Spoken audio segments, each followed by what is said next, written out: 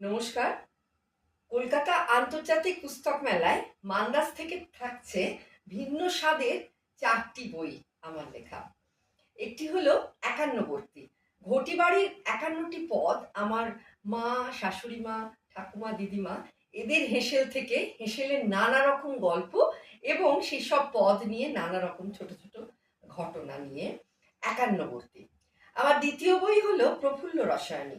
আচার্য প্রফুল্লচন্দ্র রায়ের ওপর তার জীবন আধারিত বায়োনভেলা।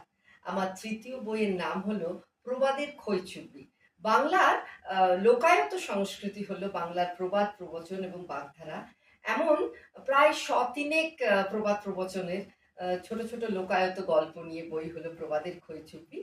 আর এবছর বইমেলায় একদম হাতে গরম পাতে গরম হলো ঠাকুরবাড়ির কন্যা প্রজ্ঞাসুন্দরী দেবীর জীবন আধারিত উপন্যাস অথ প্রজ্ঞাসুন্দরী কথা। ৬ নম্বর গেট দিয়ে ঢুকে ৩১৮ নম্বর স্টল হলো মান্দাসে। আশা করি আপনাদের সঙ্গে আমার দেখা হবে এই ৪টি বই নিয়ে।